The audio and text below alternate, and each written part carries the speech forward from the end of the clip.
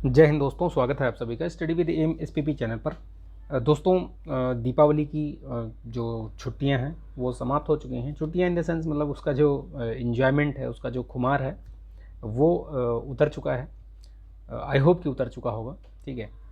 और उतरना भी चाहिए, क्योंकि अब आप अपना जो भी आपने लक्ष्य बना रखा है उसके प्रति आप एकदम से मतलब सचेत होकर एकदम पूरा तल्लीनता के साथ 100% देते हुए आगे बढ़िए, और जो भी आपने लक्ष्य निर्धारित कर रखा है उसको पाने के लिए भरसक प्रयास करिए। मतलब आप उसको हल्के में मत लीजिए। अभी जो समय चल रहा है वो समय बहुत अच्छा है और उस समय का सदुपयोग कीजिए, ठीक है। ये जो सीरीज़ मैंने चलाई है टॉप 20 की, ये आपको यूपीपीसीएस 2023 और आरओ वीडियो, यूपी की कोई भी एग्ज़ाम या किसी भी स्टेट का कोई भी एग्ज़ाम, वनडे एग्ज़ाम, सभी के लिए जहाँ पर जीएस पूछा जाएगा सभी के लिए ये कारगर साबित होगा। ये जो प्रश्न हैं वो सभी कारगर साबित होंगे। ये सिर्फ टॉप 20 की सीरीज़ नहीं है, इसके साथ जो मैं व्याख्या करूँगा, जो चीज़ें मैं आपको एडिशनल बताऊँगा, उससे भी आपके 30-35 प्रश्न तैयार होंगे। आपका एक बहुत अच्छा क्वेश्चन बैंक तैयार होगा। अगर लास्ट तक आप वीडियो को देखेंगे तो निश्चित तौर पर आपको बहुत फ़ायदा होगा। वीडियो को लाइक कीजिएगा, शेयर कीजिएगा दोस्तों में, ठीक है। चैनल पर नए हैं तो सब्सक्राइब कर लीजिएगा, सब्सक्राइब करके बेल आइकन जरूर प्रेस कर लीजिएगा ताकि वीडियो का नोटिफिकेशन आपको मिलता रहे। तो चलिए शुरू करते हैं विदाउट एनी डिले, ठीक है। देखिए, आप एक चीज़ मैं कहना चाहूँगा कि आप कुछ भी पढ़िए दिन में, ठीक है। 2 घंटे, 5 घंटे, 10 घंटे, 12 घंटे, जितना भी पढ़िए। ये जैसे ये सीरीज़ है मेरी, ये सीरीज़ आप लगाइए, इसको प्रैक्टिस कीजिए। प्रैक्टिस करके देखिए कि आपके सही हो रहे हैं प्रश्न कि नहीं सही हो रहे हैं। सही हो रहे हैं तो बहुत अच्छी बात है, नहीं सही हो रहे हैं तो उनको रिवाइज़ कीजिए, रिवीजन कीजिए उनका, ठीक है। तो ये आपको सेल्फ इवेल्युएशन का एक मौका देता है, बेहतर मौका देता है। इसीलिए मैं ये टॉप 20 की सीरीज़ लेकर आया हूँ, ठीक है। बहुत बड़ा मतलब वीडियो नहीं होगा, आप इसको फटाफट देखिए और अपना मतलब स्कोर देखिए, बताइए, कमेंट कीजिएगा आप, ठीक है। और कमेंट कीजिएगा ये वीडियो आपको कैसा लगा। चलिए, निम्नलिखित में से कौन सा भारत में नहीं पाया जाता है? ये कुछ जानवरों के नाम दिए गए हैं, पक्षी या जो भी हैं ये सब। देखिए, जैसे लाल गिद्ध सिर, लाल सिर वाला गिद्ध, कोआला, गोल्डन लंगूर, उड़न गिलहरी, ये सभी पूछा गया है कि इनमें से भारत में कौन सा नहीं पाया जाता। तो देखिए, लाल सिर वाला गिद्ध भी पाया जाता है भारत में, गोल्डन लंगूर भी है, और ये उड़न गिलहरी भी पाई जाती है। ये कोआला नहीं पाया जाता। ये कोआला बेसिकली एक मतलब शाकाहारी जीव है, और ये जो है ऑस्ट्रेलिया में ये पाया जाता है, ये मुख्यतः, ठीक है। तो याद रखिएगा, इसका कोआला पूछा भी जाता है। ये 2 पर्यावासों के बीच संक्रमण क्षेत्र, तो जैसे ही संक्रमण क्षेत्र का नाम आएगा, इकोटोन होता है, ठीक है। वो नाम याद रखिएगा, इकोटोन, ठीक है। वो संक्रमण क्षेत्र जो होता है उसको इकोटोन कहते हैं। यानी कि 2 पारिस्थितिकी तंत्र हैं, मान लीजिए एक ये पारिस्थितिकी तंत्र है ए और एक पारिस्थितिकी तंत्र है ये बी। तो ये जो ये वाला जो क्षेत्र है ये क्या कहलाएगा? ये इकोटोन कहलाता है, ठीक है। ये बेसिक अंडरस्टैंडिंग के लिए मैंने आपको इसको समझा दिया, ठीक है, कि इकोटोन क्या है, उस चीज़ को आप समझ के रखिएगा, ठीक है। चलिए नेक्स्ट देखते हैं, अम्ल वर्षा का मुख्य कारण क्या होता है। देखिए, अम्ल वर्षा क्या होता है? अम्ल वर्षा ये होता है कि जिसमें सल्फ़र और नाइट्रोजन के ऑक्साइड जो है वो, जैसे बारिश के साथ जब बारिश होती है तो बारिश के साथ सल्फ़र और नाइट्रोजन के ऑक्साइड जो है वो पानी के साथ मिलकर अभिक्रिया, जल के साथ अभिक्रिया करके वो अम्ल का निर्माण करते हैं, वही होती है अम्ल वर्षा, ठीक है। तो ये सल्फ़र और नाइट्रोजन के ऑक्साइड, ये इनका जो उत्सर्जन होता है उसी के कारण मुख्यतः आप देखिए, मुख्यतः जो है वो अम्ल वर्षा का कारण बनते हैं। और ये बेसिकली कहाँ पे उत्सर्जन अधिक होता है? जैसे जहाँ औद्योगिक क्षेत्र वगैरह जहाँ ज़्यादा है ना, वहाँ पर ये इनका अधिकतम मतलब उत्सर्जन होता है, इसीलिए, ठीक है। देखिए, जैसे ये जो ताज एम्पोरियम बनाया गया था, ये अम्ल वर्षा क्या है? अम्ल वर्षा क्या करेगा भाई? अम्ल वर्षा होगी तो उससे बहुत सारे नुकसान होंगे। नुकसान इन द सेंस ये हुआ कि जो मृदा है उसका भी आप, उसकी उर्वरता समाप्त होगी, ठीक है। उर्वरता समाप्त होगी, जल जो है प्रदूषित होगा, जो जल में जीव हैं, मृदा जो जीव हैं, जो उसमें क्या बोलते हैं उनको, माइक्रो ऑर्गेनिज्म हैं, वो उनकी समाप्ति होगी, वो मर जाएंगे। तो मतलब कुल मिला के बहुत ज़्यादा नुकसान होता है। और ये संगमरमर वगैरह जो होते हैं, इनके टाइल्स वगैरह, ये इन सब चीज़ों के लिए भी बहुत नुकसानदायक होते हैं। तो इसीलिए देखिए आप, ताज एम्पोरियम जो बनाया गया था वो इसी को रोकने की वजह से कि वहाँ पे उत्सर्जन, मतलब ताजमहल के आसपास उत्सर्जन इनका कम हो, सल्फ़र और ये नाइट्रोजन ऑक्साइड्स का उत्सर्जन कम हो, तो उसकी वजह से जो है वो थोड़ा सा उसकी मतलब सुरक्षा हो सके, ठीक है। तो ये इसलिए याद रखिएगा आप इन चीज़ों को, ठीक है। निम्नलिखित में से पर्यावरण में सर्वाधिक उपयोग, ये सर्वाधिक योगदान किसका है? पर्यावरण में सर्वाधिक योगदान किसका है। कहने का मतलब है कि कौन सी ऐसी चीज़ है इसमें जो कि सर्वाधिक पाई जाती है। ठीक है, बेसिक चीज़ समझिए। तो देखिए नाइट्रोजन है जो सर्वाधिक पाई जाती है, लगभग 78 पॉइंट समथिंग है, और उसके बाद ऑक्सीजन है। ठीक है, फिर उसके बाद आपके ये कार्बन डाइऑक्साइड। इनका थोड़ा आप वो याद रखिएगा, क्रम याद रखिएगा। सबसे ज़्यादा पहले क्या है, नाइट्रोजन है। ठीक है, फिर उससे कम ऑक्सीजन, मतलब 21% या 20%। ठीक, फिर आपका ऑर्गन के बाद कार्बन डाइऑक्साइड, फिर नियॉन। तो ये पूछा जाता है, क्रम पूछा जाता है, ये क्रम भी याद रखिएगा। निम्नलिखित में से कौन सा इन सीटू संरक्षण का उदाहरण नहीं है, पूछा है यहाँ पे। देखिए क्वेश्चन को बहुत ध्यान से पढ़िएगा। किसी एक वीडियो में, शायद पहले या दूसरी वीडियो में मैंने क्वेश्चन सही से नहीं पढ़ा था, तो उसमें मैंने गलत बता दिया था। तो देखिए वो अक्सर करके आप जब प्रश्न जब हल करते हैं, तो अगर आप प्रश्न सही से नहीं पढ़ेंगे तो वो उस तरीके की गलतियाँ हो जाती हैं कि आते हुए क्वेश्चन आपका गलत हो जाएगा। जैसे इसमें पूछा है कि इन सीटू संरक्षण का उदाहरण नहीं है, तो अब संरक्षण के दो उदाहरण होते हैं क्या, एक तो इन सीटू होता है और एक होता है एक्स सीटू। तो इन सीटू का मतलब हुआ जहाँ पर उनका प्राकृतिक जो जीव हैं जिनका संरक्षण करना है, जीव या पादप, वहीं पर उनका संरक्षण कर दिया जाए, यानी कि जो उनके प्राकृतिक निवास स्थल हैं वहीं पर उनका संरक्षण किया जाए, तो वो क्या कहलाता है, इन सीटू। लेकिन अगर उनको वहाँ से उठाकर निकाल कर किसी अन्य जगह पर ले जाया जाए और वहाँ पर उनका संरक्षण किया जाए, तो that is called ex situ, यानी कि वो वाह्य स्थाने कहलाते हैं। ये आपका वाह्य स्थान है। तो इसमें पूछ रहा है कि इन सीटू नहीं है, यानी कि वो वाह्य स्थाने हैं। वाह्य स्थाने का क्या मतलब हुआ, देखिए जैसे कुछ इन सीटू के उदाहरण इसमें दिए गए हैं, जैसे नेशनल पार्क हो गए, बायोमंडल रिजर्व हो गए, वन्य जीव अभ्यारण्य। ये सब क्या है, जहाँ पे रहते हैं वहीं पे रहते हैं, मतलब इनका जो जहाँ पे जो जानवर हैं या पादप हैं, लेकिन उनका संरक्षण वहीं पे होता है ना। वो पूरा वाइल्ड लाइफ सेंचुरी क्यों बनाई जाती है, तो वहीं पे जो प्राकृतिक क्षेत्र उनका है उसी को संरक्षित कर दिया जाता है, चाहे वो नेशनल पार्क बनाकर या जीव नेशनल पार्क। लेकिन जूलॉजिकल पार्क जो होते हैं, जूलॉजिकल पार्क बनाए जाते हैं, यानी यहाँ पे एक कुछ है नहीं लेकिन वहाँ पे जूलॉजिकल पार्क बना दिया गया।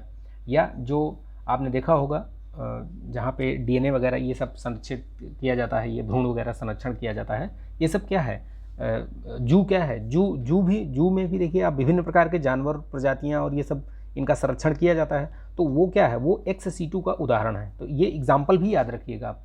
तो आई होप कि एक्स सीटू और इन सीटू आपको बहुत अच्छी तरीके से समझ में आ गया होगा और अब आप गलत नहीं करेंगे। ठीक है, हाथी परियोजना की शुरुआत कब हुई थी। देखिए हाथी परियोजना की शुरुआत कब हुई थी, ये क्रोनोलॉजी में और इस तरीके से, मतलब ये वन लाइनर के टाइप में भी क्वेश्चन पूछे जाते हैं, जैसे पीटी वगैरह में या वीडियो में री एग्ज़ाम जो भी होगा, और आपका जो आर ओ इन सब सभी एग्ज़ामों में कई बार ये वन लाइनर के रूप में भी पूछा जाता है।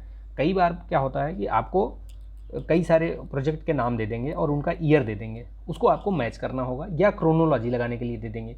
तो किसी भी तरीके से कोई भी प्रश्न आए तो गलत ना हो, इसके लिए क्या है कि आप इसको लिख के याद रखिए। जैसे मैं आपको अभी बताता हूँ, इनमें से जैसे हाथी परियोजना है वो 1992 में शुरुआत हुई थी इसकी, ये चीज़ याद रखिएगा। 1973 या 73 में ये बाघ परियोजना की शुरुआत हुई थी। ठीक है, याद रखिएगा। ये जो 1927 है, ये भारत वन अधिनियम आया था, वन्य जीव अभ्यारण्य अधिनियम 2000 ये 1972 में आया था। और जो बाघ परियोजना कई बार पूछा गया है, तो याद रखिएगा, मैं इसीलिए इसको बता दे रहा हूँ। बाघ परियोजना जो है वो 1973 में शुरुआत हुई थी, और ये वन्य जीव अभ्यारण्य अधिनियम आया था 1972 में आया था। 1992 में आपके हाथी परियोजना की शुरुआत हुई थी। 1927 में क्या, ये भारतीय वन अधिनियम था। ठीक है, तो ये चीज़ याद रखिएगा, मैंने ये सारा बता दिया। इसमें से निम्नलिखित में से कौन सा प्राथमिक वायु प्रदूषक नहीं है। देखिए प्रदूषक क्या है, दो टाइप के होते हैं, एक तो प्राथमिक प्रदूषक होता है, एक होता है सेकेंडरी। यानी कि प्राथमिक का मतलब ये हुआ कि जो प्रदूषक, जो पॉल्यूटेंट्स सीधे हवा में मिक्स हो जाते हैं और प्रदूषण फैलाते हैं, वो प्राथमिक प्रदूषण कहलाते हैं। कुछ प्रदूषण पॉल्यूटेंट्स ऐसे होते हैं, प्रदूषक ऐसे होते हैं जो ओरिजिनली मतलब नहीं, लेकिन वो कुछ किसी तरीके से क्रिया करके या किसी उसमें करके, मतलब इनडायरेक्टली वो हवा में मिलते हैं और प्रदूषण फैलाते हैं। जैसे अब इसमें क्या है कि पूछा है कि प्राथमिक प्रदूषक नहीं है, यानी देखिए कार्बन डाइऑक्साइड, CFC, ये फ्रेऑन, ये सब क्या है, ये डायरेक्ट हैं। ये फिनॉल जो है इसमें, फिनॉल, ठीक है, फिनॉल जो है वो आपका ये सेकेंडरी वो है, क्या कहते हैं, वायु प्रदूषक। ठीक है, ठीक है, तो ये याद रखिएगा आप। और इसके साथ फिनॉल के साथ भी होता है एक पैन करके होता है, बहुत मतलब केमिकल फोटोकेमिकल स्मॉग, ठीक है, ये एक वो भी होता है। और ये पैन को वैसे क्या बोलते हैं, ये पैराक्सी एसिटिल नाइट्रेट करके होता है। तो ये नाम याद रखिएगा, ये बहुत बार प्रश्न पूछा गया है यूपी पीसीएस में, तो डायरेक्टली प्रश्न पूछा गया है, तो उनका नाम याद रखिएगा आप, ठीक है। चलिए नेक्स्ट देखिए क्वेश्चन, निम्नलिखित कथनों पर विचार करना है आपको। सागरी बायोम जो बायोम होता है विश्व का सबसे विस्तृत बायोम है, ठीक है, तो ये क्या ये सही है? बिल्कुल सही है, ठीक है, तो याद रखिएगा इसको अब, ठीक। विश्वतीय वन बायोम का क्षेत्रफल विश्व का केवल 13% है, लेकिन विश्व की कुल शुद्ध प्राथमिक जो उत्पादन क्षमता है, मतलब उत्पादन का 40% उत्पादन यहाँ होता है। कहने का मतलब ये है कि जो विश्वतीय वन बायोम होता है वो 13% है, लेकिन उसमें जो शुद्ध प्राथमिक उत्पादकता है वो 40% है। तो ये दोनों सेंटेंस इसके सही हैं, ठीक है। निम्नलिखित कथनों पर विचार कीजिए। संविधान के नीति निर्देशक तत्वों के 48A आर्टिकल, ये अनुच्छेद है ये, ठीक है, अनुच्छेद इतने में पर्यावरण संरक्षण का उल्लेख है, बिल्कुल सही है। स्टॉकहोम कन्वेंशन कीटनाशकों और विषैले रसायनों पर प्रतिबंध लगाती है, तो ये बिल्कुल सही है। ये दोनों आपके जो प्रश्न हैं वो दोनों सही हैं, ये याद रखिएगा, ठीक है। नीति निर्देशक तत्व संविधान के कौन से भाग में है, ये एक चीज़ याद रखिएगा, और कहाँ से कहाँ तक इनका अनुच्छेद है वो भी याद रखिएगा। तो ये भाग 4 का में है, ठीक है, किस में है? 4 का में है नीति निर्देशक तत्व ये, और आपके ये नीति निर्देशक 4 में है, ठीक है, 4 का में नहीं, 4 में। और ये कहाँ से कहाँ तक है? तो ये आपके 36 से लेकर के 51 तक है, आर्टिकल 51 तक है, ये ध्यान रखिएगा। बहुत बार पूछा गया है, ये डायरेक्टली प्रश्न पूछे गए हैं, इसलिए मैंने आपको ये बता दिया। आपको याद होना चाहिए ये सारी चीज़ें, ठीक है।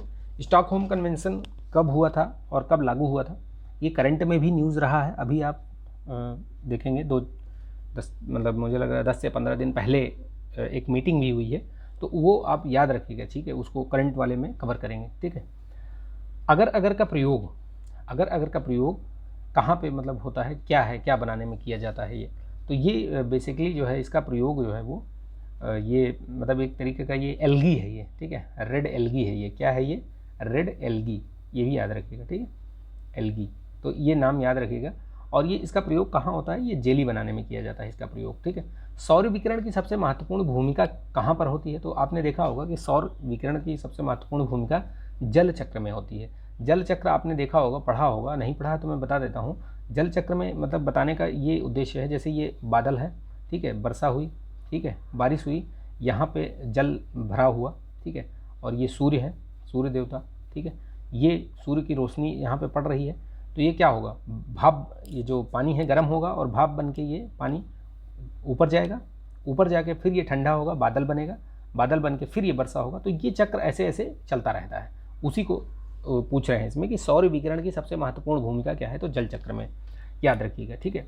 राष्ट्रीय पर्यावरण अभियांत्रिकी शोध संस्थान, ये बेसिकली नीरी का फुल फॉर्म है, ये नीरी का फुल फॉर्म है, याद रखिएगा।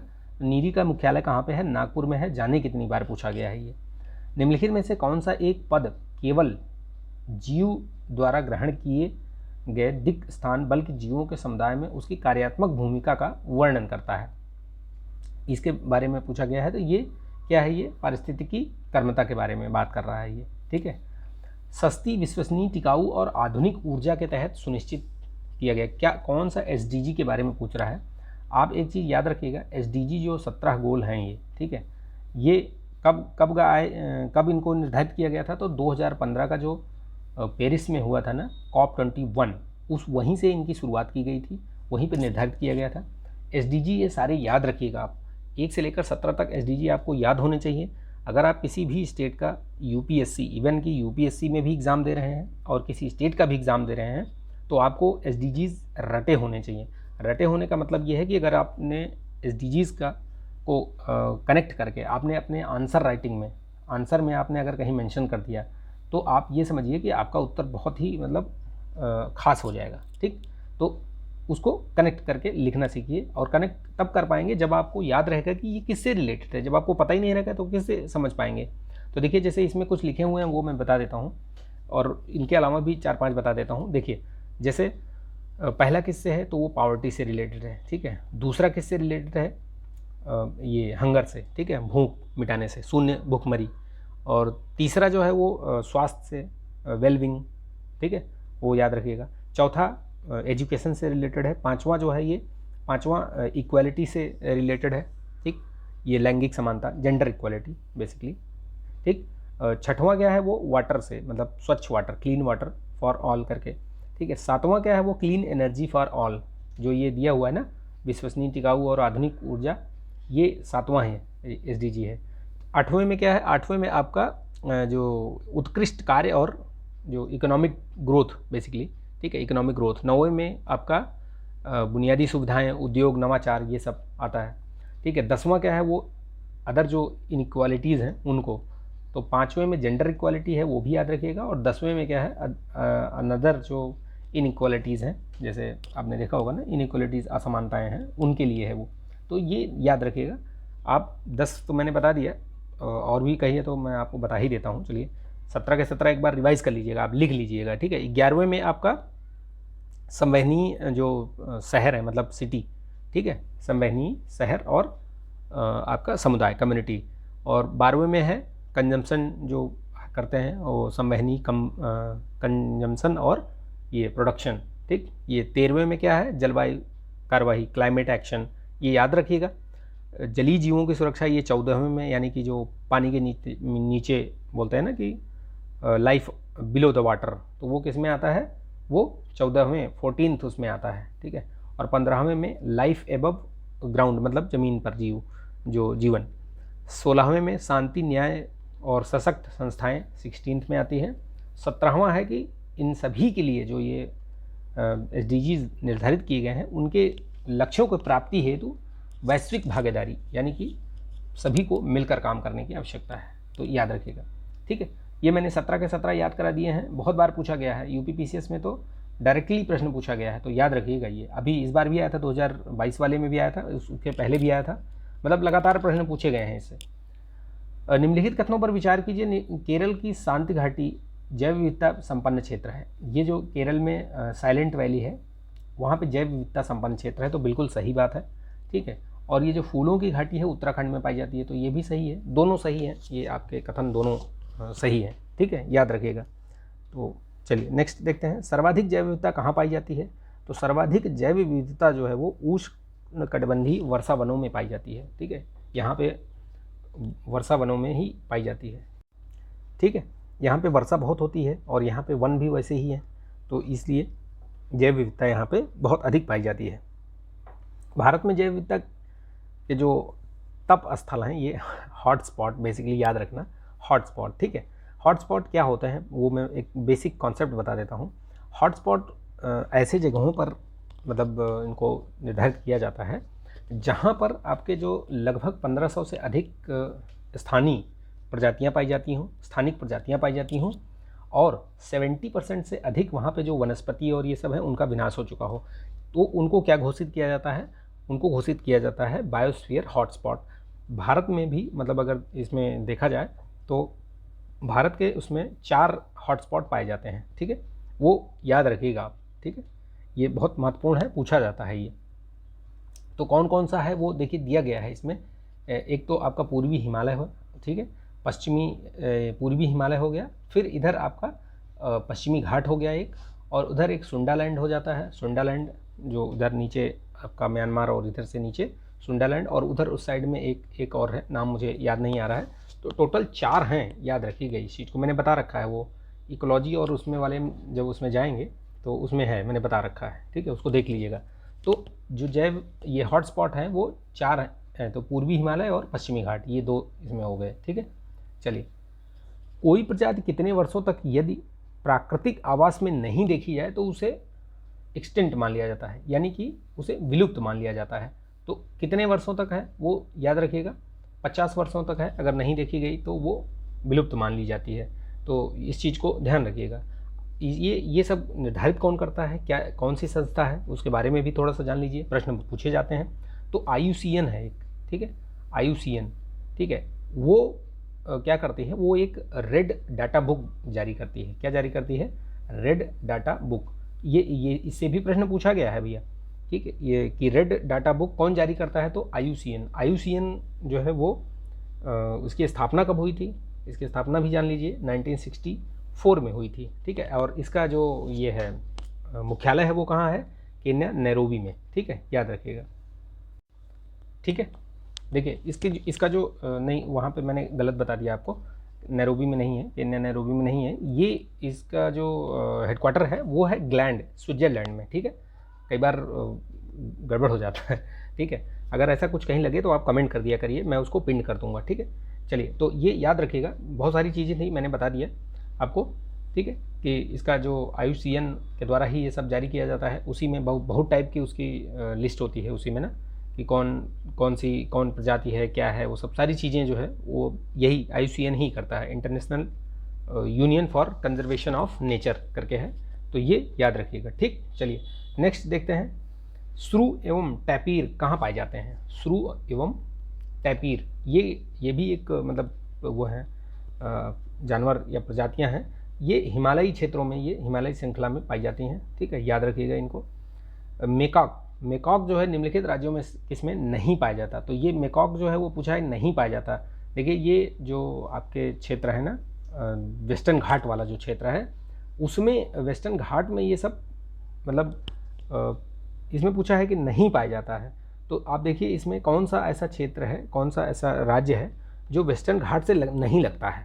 तो देखिए तमिलनाडु लगता है, बिल्कुल लगता है, केरल भी आता है उसमें, कर्नाटक का भी कुछ क्षेत्र आता है, लेकिन आंध्र प्रदेश ऐसा है जो कि वेस्टर्न घाट में नहीं आता है।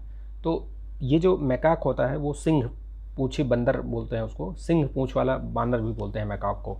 तो ये आपका आंध्र प्रदेश चूँकि पूर्वी तट पे है, आपने ऐसे देखिए, ये अगर आप मानचित्र देखिए तो यहाँ पे ये पूरा वेस्टर्न घाट कहलाता है, लेकिन आंध्रा तो इधर है, तो इस तरफ है कहीं, है ना, तो ये आंध्रा पूर्वी घाट में आता है, तो इसलिए यहाँ पे नहीं पाया जाता, लेकिन ये वेस्टर्न घाट में पाए जाते हैं। तो वेस्टर्न घाट में ये 3 राज्य आते हैं, तो ये तीनों में पाया जाता है, इसलिए तो इसमें जो थोड़ा अलग टाइप का ये क्वेश्चन था, तो इसलिए इसको जानिए आप, ठीक है। पूर्वी घाट और पश्चिमी घाट ये सब मैंने उसमें क्लियर किया हुआ है, इकोलॉजी वाला पूरी एक प्लेलिस्ट बनी हुई है, एनवायरनमेंट एंड इकोलॉजी, तो उसको देख लीजिएगा, उससे एक भी प्रश्न आपके गलत नहीं होंगे, ठीक है। आई होप कि ये वीडियो आपको अच्छा लगा होगा, अच्छा लगा तो प्लीज़ लाइक कीजिएगा, शेयर कीजिएगा, ठीक है दोस्तों, और चैनल पर नए हैं तो सब्सक्राइब भी कर लीजिएगा, बेल आइकन जरूर प्रेस कर लीजिएगा। चलिए, तो ध्यान रखिए, पढ़ाई करते रहिए, आप अपना जो भी पढ़ रहे हैं पढ़ते रहिए, साथ में ये वीडियो को देखकर आप अपना रिवीजन कर लीजिए, आप अपना असेसमेंट कीजिए कि कितने नंबर आपके आ रहे हैं, उस हिसाब से तैयारी को और धार दीजिए आप, ठीक है। तो मिलेंगे नेक्स्ट वीडियो में, जय हिंद।